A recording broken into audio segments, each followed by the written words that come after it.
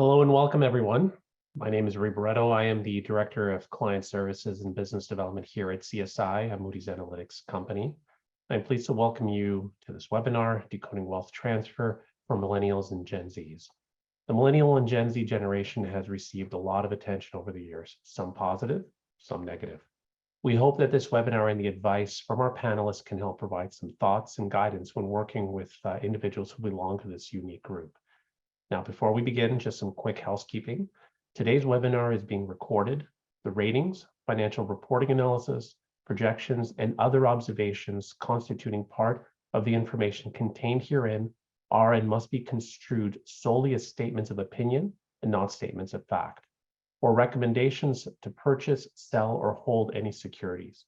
We ask that no one record this webinar without Moody's explicit written permission. Lastly, no one has permission to quote any of the comments made or questions asked by our webinar audience. All members of the audience are currently on mute. If you have a question, please type in the Q&A box. Access to the box is found on the lower right-hand side of the screen. I would like to introduce to you our panelists for today. First, we have Orlando Lopez. He is joining us from RBC Dominion Securities, where he is an investment advisor. He currently holds the following credentials. He's a certified financial planner, a chartered investment manager, and a certified international wealth manager. Next, we have Carissa Lucariziano. She is the Vice President of Finance and Investment Advice at CIBC. She currently holds the following designations. She is a personal financial planner and a certified financial planner. Lastly, we have James Bilcox. James is a financial planner with Sun Life. He currently holds the following designations. He's a certified financial planner, financial management advisor, and personal financial planner. Orlando, I'm going to kick this off and I'm going to ask you the first question. And I thought this is appropriate. What is Millennial/Gen Z wealth transfer and what's prompting it? Thank you so much, and I do appreciate the fact that Canadian Securities Institute has given me the opportunity to be on this esteemed panel to share my thoughts about this wonderful group of millennials, which, full disclosure, I identify as being part of that group. I always jokingly tell people I'm a millennial, but a geriatric millennial. So that's something I'm right on the cusp.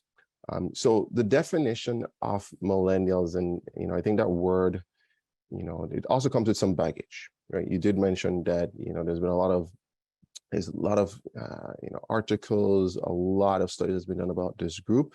So I figured it would be good to start about, well, exactly how do we on this webinar, how do we view it? There's a technical definition, which is hard to sort of that is not debatable. Sometimes I see things defined as those that's born 1981, 1980, but give or take, anybody that is sort of born from 1982 to 2000 is considered a part of this group, this millennial. There's also what I see as being, okay, how does society define or view this group, which a lot of that comes from the media and pop culture, and then the industry, which is a bit of a combination because we are influenced, by the media as well. So to kick things off, I wanted to sort of hear from those that are joining us, what sort of comes to mind when you hear the word millennial, how you view millennial. So there's a quick poll that I'll ask each person on this webinar to participate in. If you go to the next slide, you'll see the number to go in. So if you go to slido.com, it's a good way for us to start it, and you can input the number 3854547, or you can just use your phone and take a picture of the QR code. And I'm going to share that where we can see the results live as everyone is going through it. So just give you some time to start doing that. Okay, wonderful.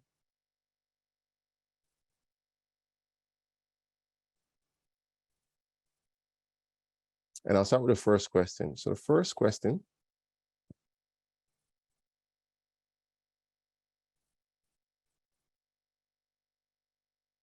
go back.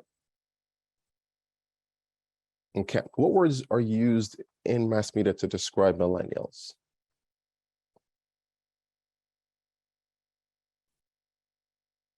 Okay, so I can see a couple of people typing. Entitled, heard that one a lot. Oh, lazy. Old, interesting. Social responsible, next gen, non-structured, broke, driven, attitudes. And the good thing with this, it shows, the largest one seems to be the most common across. So entitled seems to be coming up a lot. There's a few people typing. So, so entitled and lazy. All right.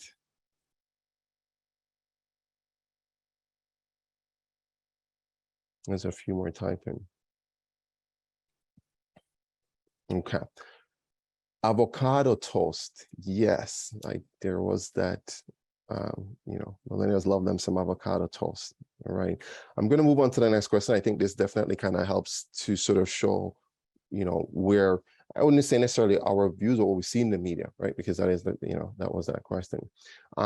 Here's a statement, and I want you to sort of tell me, what do you think this is describing? They think they know everything and they're always quite sure about it. Who is being described from the statement? Was this statement, is a true statement describing the silent generation, baby boomers, Gen X, millennials, or none of the above?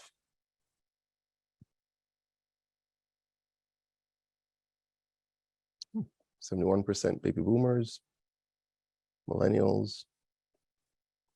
Give it a bit more. Okay. Wonderful. And next question. So baby boomers, they think they know everything and they're always quite sure about it. How about this statement? In particular, they want to avoid low-level jobs that aren't keeping them intellectually challenged.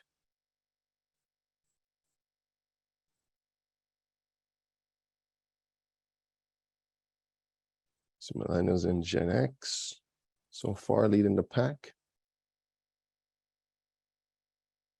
So the first one, boomers, and the next one, millennials. This one, millennials, okay.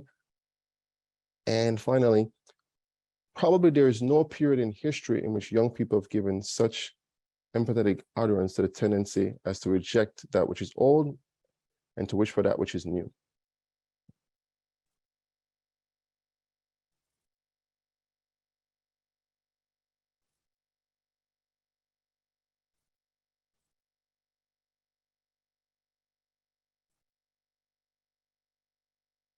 All right. So the second two questions, mostly on the millennials. So I'm going to bring it back to slides. I'll show you where these statements actually came from.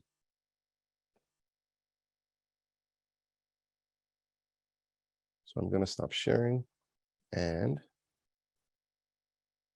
if you mind bringing up the slides.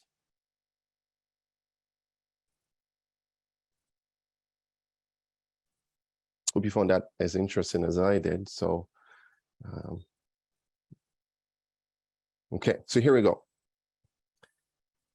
They think they know everything and they're always quite sure about it. That was actually from the 4th century BC. So not talking about millennials. In particular, they want to avoid low-level jobs that aren't keeping them intellectually challenged. That was in 1995 that statement was made. So millennials would have been, pretty young. So wouldn't have been them. And the final one was actually from 1936. So let's agree that, historically, young people get a bad rap. It just so happens that the millennial generation is that group right now. The boomers also got their fair level, in the 60s, hippies, it's just the time for the millennials. And I want to point out that, we are kind of at a tipping point in that the baton is being passed because millennials are entering their 40s. And as they enter their 40s, they will quite likely soon be that group that's going to be repeating these statements about the next generation. So, you know, something that I think I wanted to sort of point out. And if you move to the next slide. Who are millennials? These are some examples of millennials. I'm here to tell you that they are today's adults and leaders, right? You know, the Prince, William, Harry, you know, millennials. You'll find them in politics. You'll find them in business. You will find them in government. And few people I could have also added to this. I could have added Mark Zuckerberg, famous millennial business leader. And if anybody's following the World Cup, you would have probably seen Saudi Arabia beat Argentina yesterday. The leader of Saudi Arabia, Mohammed bin Salman, is also a millennial. And this is going to just continue as a result of the nature of things. As time evolves, they're going to get older. Everybody's getting older. Next slide, please. So why does this matter in the context of wealth transfer? Aside from the fact that the nature of things is moving millennials into their 40s, there are some other factors that make this topic and conversation important for millennials. One being the evolution of the family dynamic, where the nuclear family of husband, wife, forever married is not as common as it was before. Divorce and separation is more prevalent, which creates more blended families. And this is divorce and separation occurring not only among millennials, let's say, but their parents, among boomers. So that millennial may have a get together for holidays. It's their, you know, mom with her new partner, dad with new partner, and a whole, you know, different sort of dynamic. You know, so blended families, they create their own unique set of complexities within wealth transfer and estate planning. Now, not all divorcees move on to a new partner. Some will stay single. So the single parent household is also on the rise. And it's very hard to talk about wealth transfer without discussing estate planning. And the more imminent wealth transfer that comes to mind is that which will go to the millennials, that is sort of more on the cusp. But I want to point out that the estate plans for these millennials who have assets of their own should not be overlooked as well. They are in the middle of the sandwich, and it's only going to increase, right? When we talk about that sandwich generation, it's mostly been referring to the Gen X because they've got their aging parents and they've got, you know, children to take care of. Well, millennials are going into that sort of group as they have young children and their parents age. Next slide, please.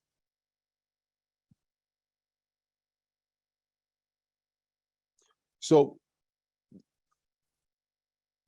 the other thing that's important is that I want to, you know, this webinar that we're doing hosted by Canadian Securities Institute.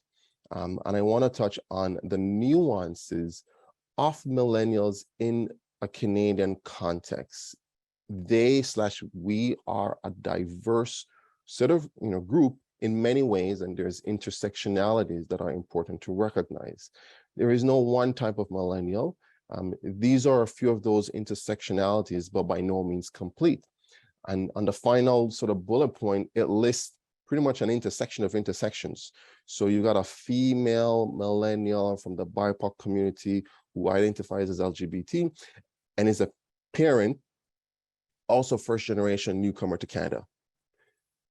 She will have a different set of needs around wealth transfer in terms of the conversation than many of her other counterparts. So that's something that's important to recognize and to acknowledge. Next slide, please.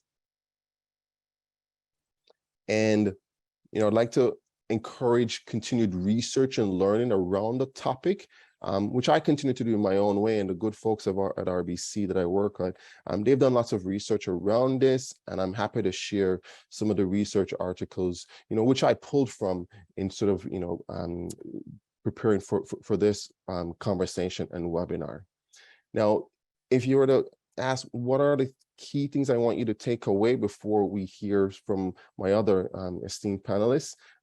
Next slide. The key takeaways are that, reevaluate each of our own perception and definition of millennials, because they are evolving. The previous understanding of this group might be outdated. Well, for one, they're not so young anymore. And I don't think that everyone in that group is lazy and entitled. Also, for those in the industry, definitely I want to say treat each of them as unique individuals. If you can, avoid using the term millennials, and even, I know boomers don't necessarily like being called boomers, so let them self-identify if they choose to, and just sort of say, yeah, like I did, I'm a geriatric millennial, and I embrace it. It means I'm kind of old school. I'm under cuffs, so I'm old at heart too. And appreciate the nuances, and just accept that over the next decade, they're going to be the adults in the room, right? And with the estate planning conversation and the wealth transfer conversation, there is that element of the most immediate, which is what will likely to be transferring to them, but don't overlook the other elements of their needs in terms of their generation behind them, right? So you've got the millennials are sort of that's becoming that second generation that is looking after those above and those behind them, and definitely sometimes what they need to do is not only look after their own estate, but sometimes guide their parents or help their parents, because that's going to fall on their lap, right? So I always encourage clients of mine that it's an awkward conversation, but you're going to do either the hard work today of having a difficult conversation with your parents, or the hard work of kind of cleaning up the mess if things are not in order. And I hope, that those will help in everyone's sort of journey towards. And I'll hand it over to our next panelist. Yeah. So Orlando, thank you. I think I'm just as guilty when I think about, millennials and Gen Zs, and I think about them, and I think about what I've perceived of them, and then kind of bringing the names of some of those big millennials like Mark Zuckerberg, and the way you kind of did that, I kind of now appreciate the fact that I might be looking at them a little bit differently. So thank you for sharing that. Carissa, I'm going to ask this next question to you. So following Orlando, what considerations for successful wealth and financial planning would you offer millennials and Gen Zs? Yeah, wonderful question. And I know Orlando, started to talk a little bit about, the importance of thinking about, this topic. And, I think, to Orlando's point, millennials, Gen Zs, there's a lot of similarities.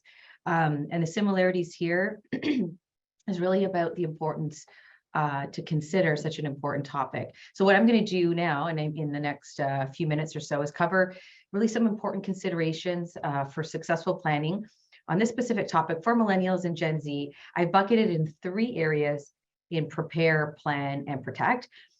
Receiving a financial gift or inheritance is a really big deal. It involves making some big decisions, both emotionally and financially. So big decisions. For a lot of millennials and Gen Z, they will be going through this process of receiving a gift or inheritance, could be for the first time.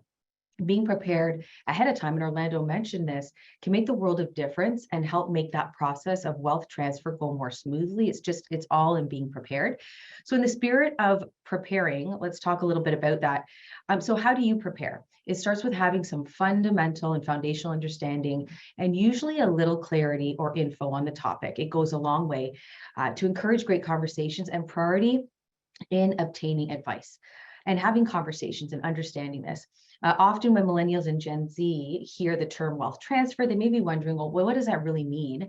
Essentially, it is the transition of any kind of asset from one person to the other. In this case, most likely from a family member, like a parent or a grandparent. It could be an aunt, uncle, close family friend, a godparent. And the term asset, which is really important to remember, it doesn't mean just cash. So an inheritance, somebody passes, you're going to be inheritance. It isn't sometimes as simple as, having an inheritance or a lump sum of funds being handed, to you in a check or, being deposited into a bank account. An asset could be real estate. It could be investments. It could be a car, jewelry, or any other valuables that that person really wanted to make sure is transferred to their loved ones or people that they know are going to take care of it and appreciate it. So what's a gift and what's an inheritance? There are two ways that a wealth transfer takes place, and it's either a gift or it's an inheritance. Sometimes these words get used interchangeably, but there are important differences here. And so when you think about a gift is given to someone by somebody during their lifetime. So while they're here, an inheritance is received after somebody passes away, and it's usually outlined in a will. This affects the timing of the wealth transfer, but it also has different tax implications as well. In both cases, the person receiving the gift or the inheritance won't personally be liable for the tax. However, with an inheritance, the person's estate will be taxed when they die, which can reduce the amount of assets available to inherit. An example, family cottage or, an investment property, you may think it's worth X amount, but by the time it, goes through the process and after tax, it could be worth a little less. So let's talk about one of the most important elements of wealth transfer: communication and having open family conversations. Orlando alluded to that. And there's a lot of different factors at play. So it can be helpful to have family discussions in advance. It may not be the easiest conversation to have. How do you start this conversation?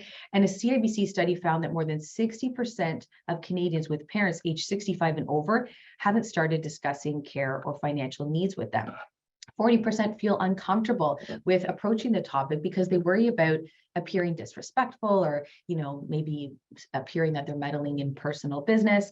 Conversations about money can be really difficult, and it could also depend on family dynamic. It can be different from a cultural perspective as well. Taking the time to understand your parents' intentions and wishes, or could be grandparents as well, and basic elements of their estate plan puts you in a better position to be able to help them with their needs and honor their wishes. My mom, she's really been proactive about this. She's told me, here's where my will is. Here's, how you'd access it on the computer. Here's some details about it. So she set me up. She's even sent me an email about it. And it helped me even having that conversation. We had spoke about it a little bit, but like everybody else, it was a difficult discussion. But now I feel really great because I understand her wishes, and I understand if something happened or when that day happens, I know where to access something. I know where to access the lawyer that prepared the will if I need that. So it will significantly reduce, the feeling of uncertainty that naturally comes with these type of topics. And again, smoother transition of assets, lowering the risk of family stress when, the time does come. And nobody wants that time to come, but being prepared will really help that. One way to bring this up to your parents or grandparents or anybody that you're really close to and that they will lean on you for support is maybe if you've had this discussion with your advisor. My advisor has talked to me about my personal wills and power of attorney. Is that something that you've thought about, mom, dad, grandma, grandpa? Have you met with your advisor to discuss that? Or you may want to ask your parents about their future plans. When you think about the next stage of your life, what's important to you? So, where do you want to leave your assets? What are some of the things that, you want to do? Let's discuss your wishes so, I can support you, or you can make sure that they come to life. It could be charitable donations. It could be, parsing out different things, different assets, whether that be jewelry or whether that be different valuables to different members of family based on their interest. This can also help to in really understanding, for example, a family cottage, and there's several children. How would those children want to inherit that cottage? Would they want to use it? Would they just want, partial payment? Like what does the family really feel? The open communication is really important. So let's go to the next slide.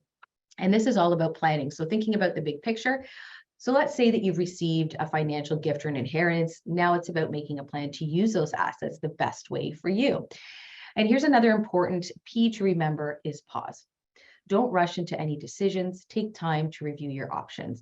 If you receive a financial gift from someone who is alive, there's a good chance that you may have discussed already with them intentions for that gift. It could be a cash gift for a down payment on a home, or to help pay down a student loan, or for your own child's education. Maybe that's something that your parents want to do during their lifetime, and that happens.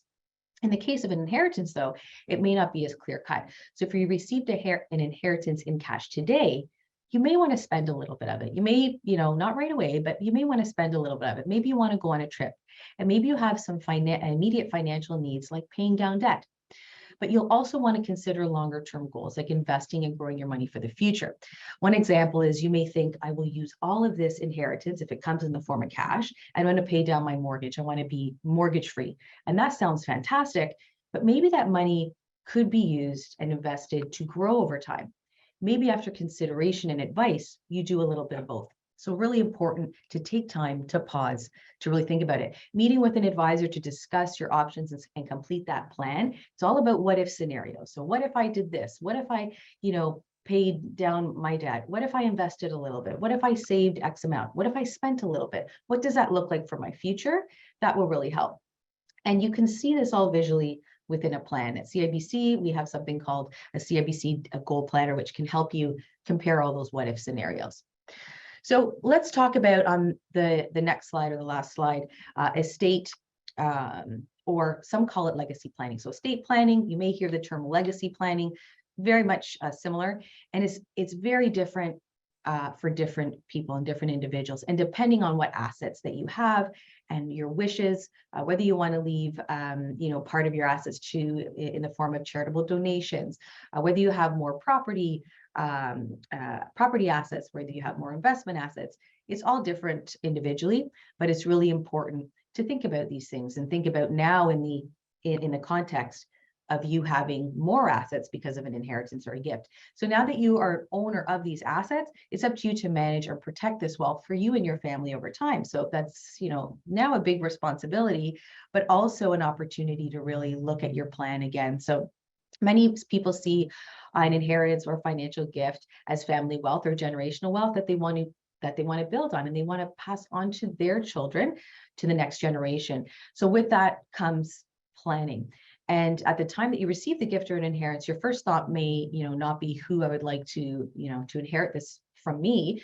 But while it is top of mind, it's really good to update your will and your estate plan. And if you don't have one, even starting very simple is really important. So some people don't, like only 50% of Canadians on average have a will. And some of the reasons why Canadians don't have a will is because they may think, well, I don't have enough assets, or, maybe it's not the right time. But, protecting family wealth is really, really important. And even starting simple, thinking about a will, thinking about your beneficiaries. If you have children, who are going to be the guardians for your children? Really important to start thinking about it. Protecting family wealth can also be a sensitive matter, especially if you have a spouse or common law partner. Something to note is that with an inheritance, once you combine your assets with your partner, called commingling, they're considered to be owned by both of you from there on out. So if you put the money into a joint account, or if you use the money to put a down payment on a home together, or pay down your mortgage, make renovations, whatever it is, the money becomes a part of that pool of assets that you both share.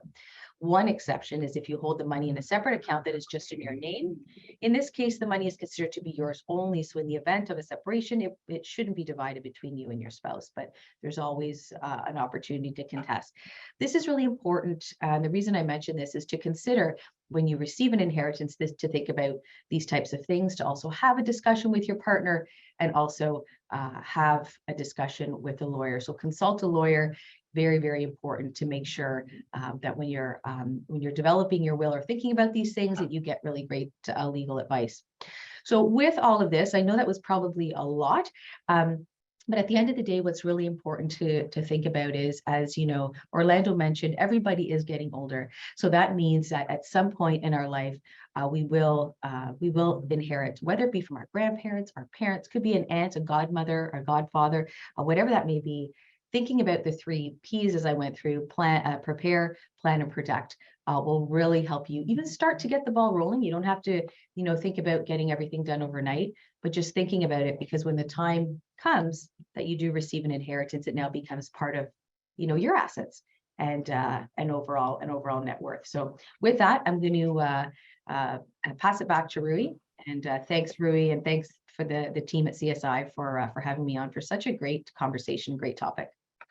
Marissa, thank you. Very important. I think you're right.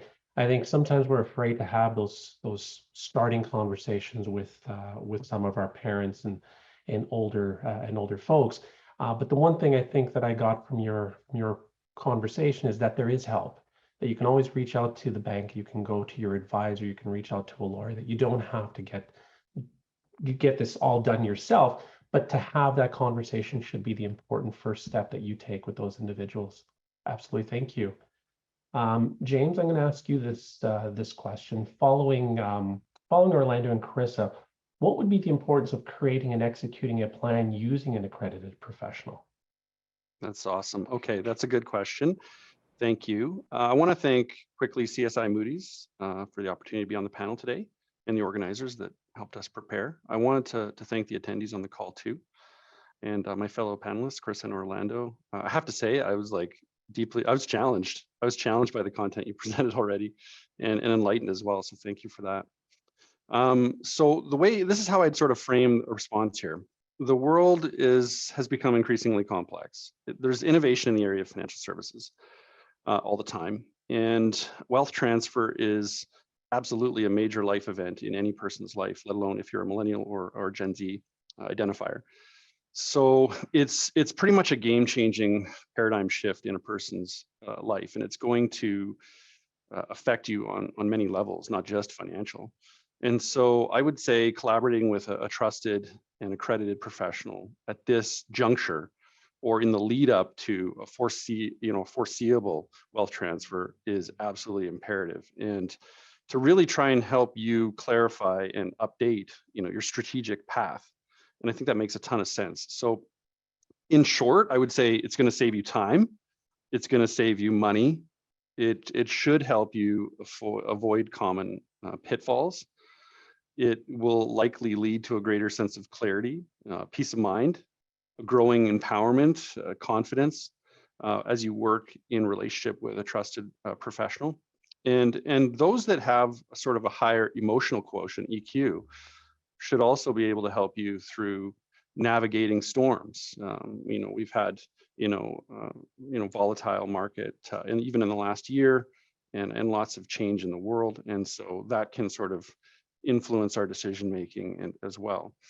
So the way I'll sort of jump into this is just hit process, a roadmap or a plan, and networking. So we'll jump to the next slide here.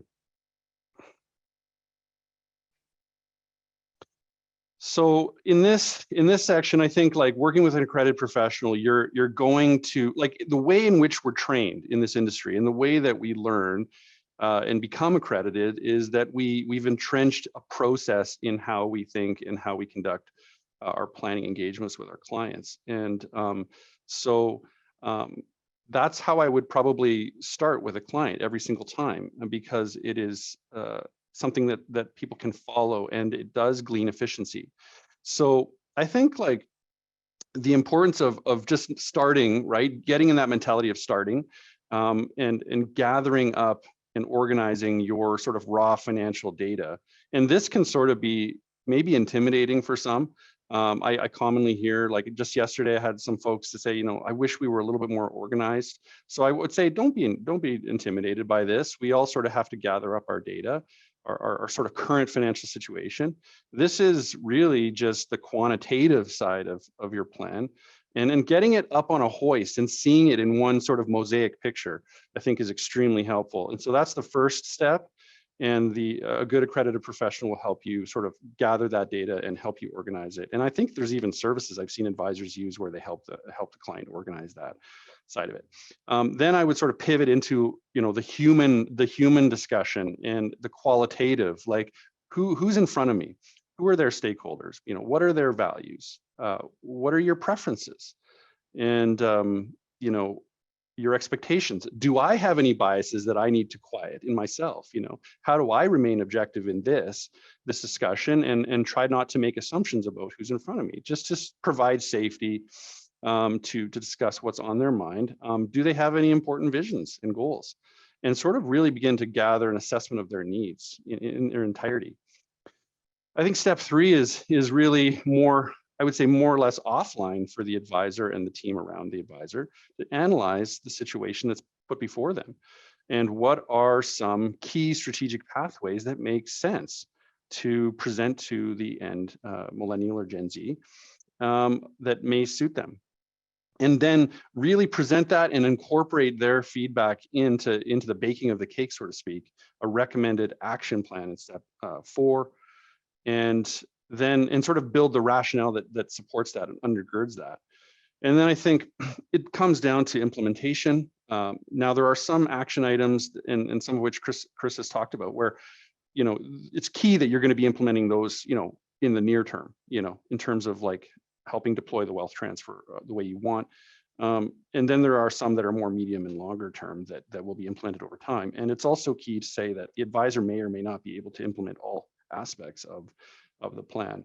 And so we'll touch on that in the last slide, but monitoring and reviewing the plan too. I think your life's going to change from this point forward. You have a dynamic life today. It's going to change in the future. The legal and tax landscape is also going to evolve, and that may precipitate a review of your plan. And so there's this sort of virtuous feedback loop that happens, but also, developing the good advisor is going to help you articulate and elicit sort of SMART goals, right? The specific, measurable, achievable, realistic, and timely goals. So let's jump into the next slide here. So we'll call this sort of like, well, building the plan, but I would also maybe say like a roadmap. I think clients, people want something they know, okay, this is sort of a systematic, logical way of building a plan. And you can sort of see this structure, a very strong structure, building from the ground up. I'll sort of echo what Chris said, keeping it simple, not adding complexity where it's not necessary. But in the base there, it's really like, where are you at today? What's important to you today, and going forward? What are those SMART goals? Are they, short, medium, long term, et cetera? What is the vision? What is the cash flow? Of your, what is the engine of your own financial plan underneath, right? The inflow and outflow. Is it optimized? What is the nature and quality of your net worth, and how is the influx of capital from a bequest affecting that? And what is the magnitude of that? And sort of evaluating net worth over time. Is it growing at a pace that is going to build confidence and security as you enter your future? I won't cover the will and estate stuff too much. I think that's been covered well. But yeah, foundational legal controls. Do we have legal will? Do we have enduring power of attorney? Do we have a personal health directive? And do we understand the rationale of that? Do they need to be revised and updated periodically as a result of this major life event? Non-controllable events, right? Like we can't foresee everything in life, and the what if sort of crap factor that could affect the plan. And so, what happens if we become dependent going forward? Do we have a strategy for that? Do we have adequate health care? Have we factored in, if I pass, right? Like if the client were to pass, do they have adequate insurance tools in place to protect their loved ones and themselves and their assets? And I would say, for the millennial Gen Z crowd, you're sort of in that zone where the risk factors, I think, are actually well served to have some living benefit solutions, such as critical illness and long-term disability. Then I'm sort of pivoting to sort of those controllable priorities, and these are the ones that are easier to talk about. So do you need to advance your own education? Or is there someone in your circle that you want to support financially in their education? Is there another property that's going to be purchased as a result of this bequest? Do we need to top up common retail tax shelters like retirement savings plans or tax-free savings accounts? Do we need to now build or top up your cash wedge or your emergency funding? Are there debts that you'd like to resolve? We're in a rising interest rate environment, and some folks are looking at, they may be in variable rate mortgages. They may need to evaluate their debt picture as a result of a bequest and see if they can resolve it sooner. And I think then the psychology shifts to, like, once I have confidence in sort of the base levels of the plan, I'm sort of pivoting to sort of tax minimization and estate preservation. And how do I transfer this new wealth that, that I've received as a Gen Z or a millennial to my future heirs? And what's important to me there? Is there a charitable intent?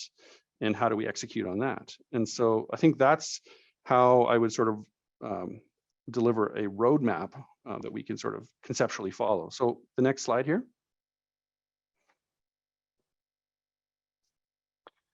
So I guess what I want to say about this last one is when you're working with an accredited professional, you're going to have access to their professional centers of influence and intros that can be created as needed to execute the plan. And you also have people in your life that you trust that have subject matter expertise as well in a variety of areas that can help you progress the fulfillment of your plan. And I've always sort of been encouraged about, building sort of my own personal mastermind group of people that know, like, and trust me. I know, like, and trust them. There's a high degree of trust. And so I can go to them with curiosity about questions, and I can get answers, and I can get execution through my friends in a mastermind group, or the idea of a personal sort of board of directors.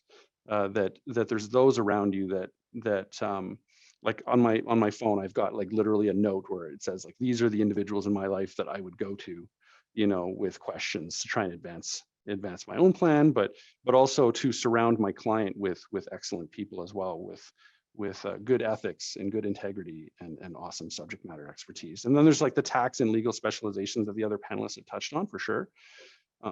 And I would say the list goes on, but it's insurance specialists. You may need real estate. There's sort of a real estate guru in your life, or many. There could be estate and legal and corporate law, real estate law professionals, accountants, bookkeepers, tax attorneys. I had a case a couple of weeks ago that needed a tax attorney.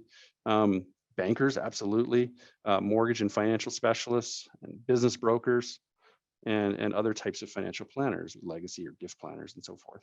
So I think that's my sort of pitch for working with an accredited professional, particularly with a wealth transfer life event, but just in general as well.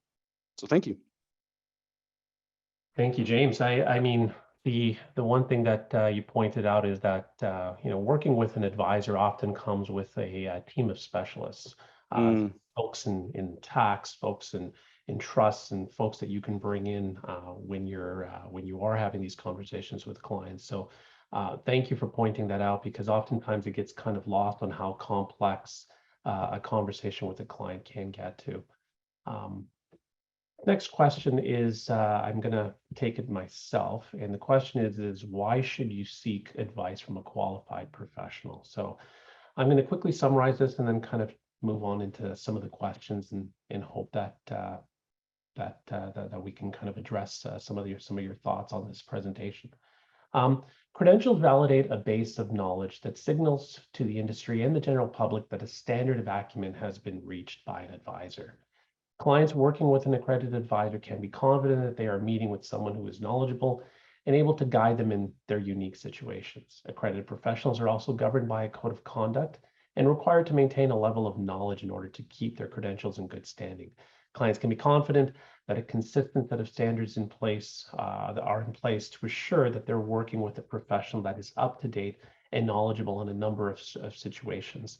In terms of the complexity of some of the conversations, the individuals are also able to figure out who are their partners, who they can refer a more complex requirement to, and each credential has its set of limitations and knowledge and requirements in order to satisfy the general public's requirements.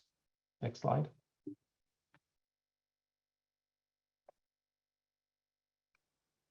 Some questions that we received, and I'm just going to put this out there, and whoever would like to answer, if you'd like to communicate, that would be great. The first question is it better to work with your parents, grandparents, advisor, or partner on some of these wealth transfer discussions?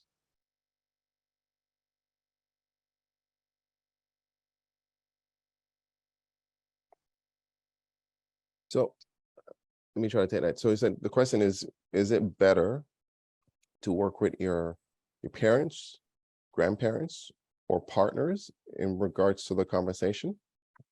I think the question is who would be a potential starting point, or who would be best to have these conversations with first?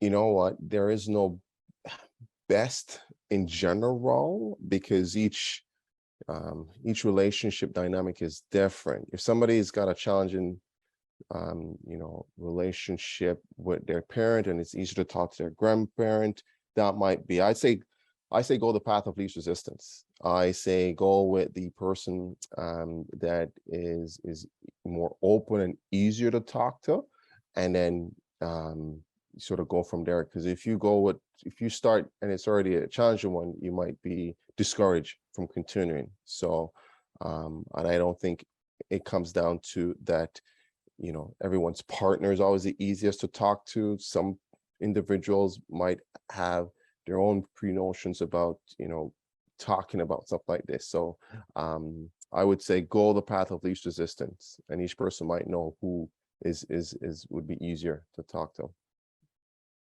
Thank And I you. would just add too, I think, so if it's your parents, so your grandparents or your parents' parents, maybe starting with your parents, if you think it's going to be an okay conversation, might be good, because then you can ask them, have you had these conversations with grandma and grandpa, or grandma, if there's one, if you just have one grandparent that's still alive, because then that may open up the conversation. Did you have these conversations with grandma or grandpa? How did they go? Were you involved? How did you feel maybe when grandpa passed away? Was it easy? Did they have everything set up? How did you support grandma, or how did you support grandpa? That might be a way to even start the conversation. So, I mean, the partner piece is always good to have a discussion, but in terms of what we're talking about today, if you can start with your parents, and even if you feel more comfortable with your grandparents, you can ask them the same, like, how, do you have mom and dad involved, or do you have mom involved or dad involved? So I'd start with the parents. But again, to, Orlando's point, if it's maybe an easier conversation with your grandparents, or, with your partner to get some advice, you maybe want to start there. It's all situational. Carissa, for you, I'm going to ask you this question. I mean, marriage today is very different than marriage 40, 50 years ago. The new family dynamic is sometimes second, third marriages, often coming with children from each of those marriages. And, life gets built along the way. Assets get accumulated in different marriage situations. And now you've got a transition that's a lot more complex. The question is how would you approach a client, or how would you suggest approaching clients who are maybe on their second and third marriages, and having those more complex conversations that don't just meet the immediate marriage, but also kind of stretch back to the second and first at points? I think it comes back to, like, James was speaking about too, like a goal discussion at the end of the day. What is important to that client? So depending on the complexity, depending on what that individual is bringing into, their second marriage, it could be their third marriage, or whatever, you'd really want to uncover what is important. Some individuals may not mind blending everything.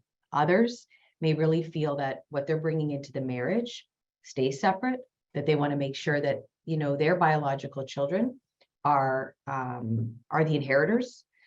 But then that could change over time too, as, the blended families get closer together. And I know, good friends that, have a little bit of both, to make sure that there's something brought in that's specific for their biological child, but also sharing some of the wealth that they're bringing in, or some of the, the hard work and savings that they've brought in to commingle with that new marriage to support the children in general.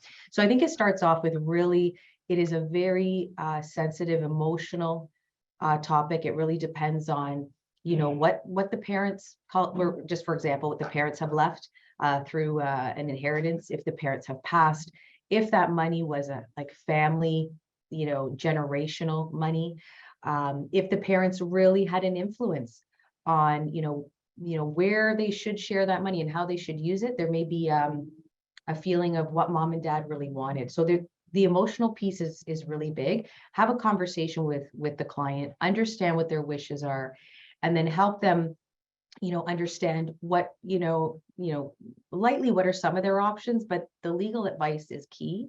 But what's even, almost as important is encouraging your client to have that conversation with their partner, because entering into any relationship and not having those discussions is just not good. So encouraging and asking to, have you had this conversation with your partner? Maybe your partner has some assets they want to bring that they don't want to commingle. Have that conversation. Encourage your client to have that conversation with their partner.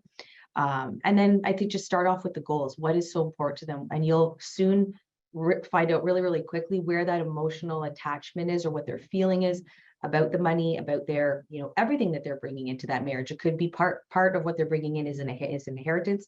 Part of what they're bringing in is their own assets that they've built. It really comes up to that feeling. Thank you. James, how dynamic of a field is estate planning? Do a lot of rules that existed 10 and 20 years ago still hold true today? Yeah, and I'm not sure where where Pierre is domiciled, and what sort of context the questioner is sort of coming from, but it's a great question. And I think estate planning is a sort of a broad aspect of and a vital part of implementing a total holistic financial plan. And so when I think of it, I think of not only the direction from the accredited advisor and development of the plan in this area and the strategies there, but I think of like I'm not a lawyer, right? And so I have to sort of keep within my scope of engagement, ethically and competently, right, and objectively. And so that's where I'm definitely bringing in subject matter experts, legal experts, across different specializations to maybe implement. But for sure, like I'm even thinking of my own plan, like where there was absolutely estate planning that was done that incorporated updates and revisions to legal estate documents. So that was one component, but I don't think that makes the wholeness of the estate plan. In my case, there was also family law specialization that needed to be dealt with as part of my peace of mind and my confidence with the revision of my estate plan. And, for others, I had a plan last week where, they really felt convicted that, a portion of the bequest, and I think it was like 1.6 or something like that, a portion needed to be allocated to charitable intent to honor the deceased loved one, and to really I think that sort of is an intangible, but there was a financial strategy that was layered in there, a discussion surrounding things like donor advised funds and the merit of those versus direct giving, when to do it, and so forth, and that became part of the estate planning discussion. So I do think it's broad. I don't think it's and I do think it's situationally dependent. And while laws may be generally stable in Canada around estate planning, I do think depending on where you're domiciled, they are updated, they are reformed. And like I said earlier, that would precipitate a potential update or revision to the plan. We commonly will see like a will created, when you have a new relationship in your life or a new business that you started, and time goes by and we have the peace of mind of that legal framework. But then, the world changes around us and laws are revised and it may not be optimal anymore. So it needs to be relooked at in your sort of where your assets are housed. I had a client yesterday that where they have assets, in the UK and they have assets here in Canada. And how do we sort of build an estate plan that is holistic and addresses the nuances of those different national and tax jurisdictions and estate laws? It's broad. That's my answer. Thank you. If I add something quickly to that one too. So I think it is a field that evolves, maybe not as fast as many other things, slow. And there's the rules on the book element, and I've seen that change over time. I do recall there was a change to things in Ontario around the duties, responsibilities, and of an executor, right? And they sort of increased the risk that the executor has because they could be liable to other beneficiaries. So that was something that sort of changed. And I also think part of the evolution of estate plan that I've seen, especially in the last 2 years with COVID, is now, there is more options around creating a will, depending on the complexity. So getting a will done online could be seen as an evolution of this space. I've looked at those as well for some clients, in terms of, okay, you could get a will done if it's a very, it's not complicated. There's not a blended family situation. For really cookie cutter situations, they could draft a will online, then sign it in front of witnesses. So I consider those as being part of how this space does evolve. But again, it wouldn't be as fast as certain other spaces like technology, really, right? But there's some evolution. The next question I will ask to all the panelists is, are there some good educational resources that you currently or would recommend to millennials and Gen Zs who are in this wealth transfer space at this time?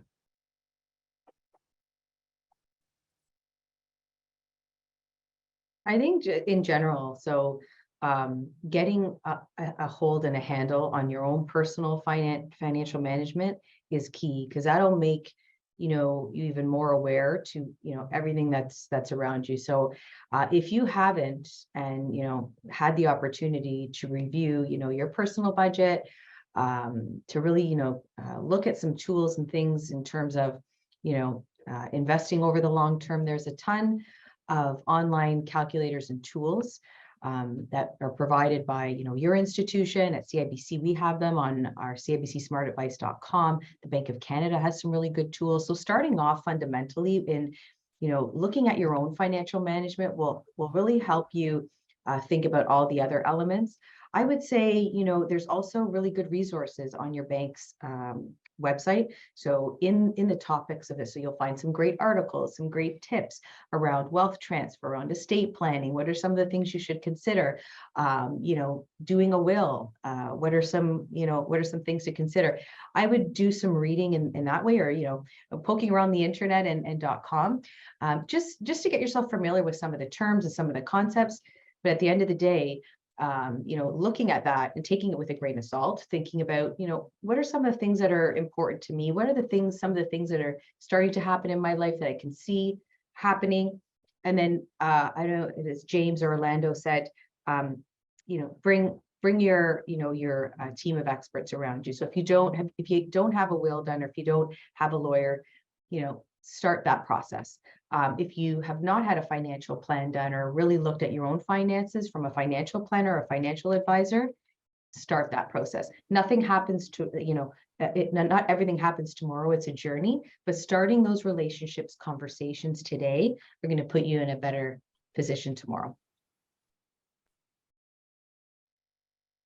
Yeah, I'll add that the challenge these days is that there's almost too much information. So I think part of it as well, and this will tie into what we mentioned about the value or the importance of working with a professional, because it's not uncommon for people to find themselves going down a rabbit hole, and they will research things to the tilt, and there is no execution.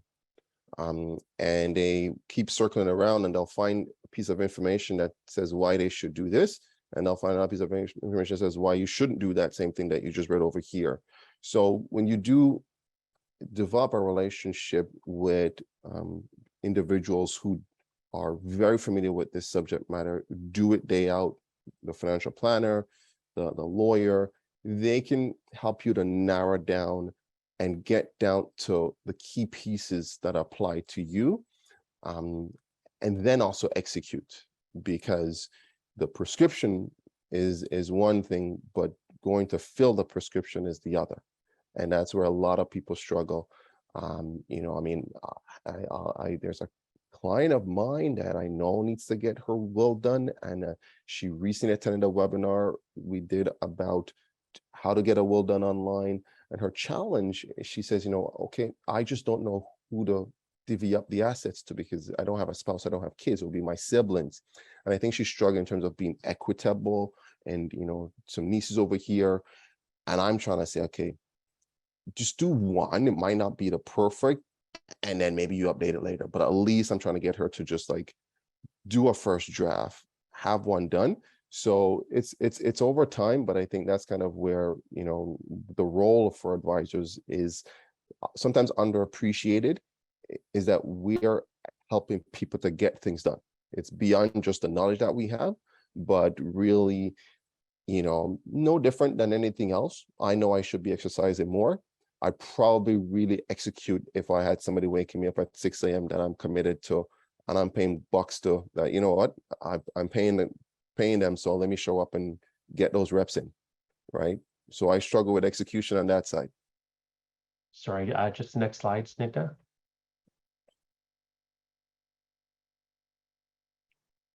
I just want to thank everyone for their time today and to our panelists for all their expertise shared.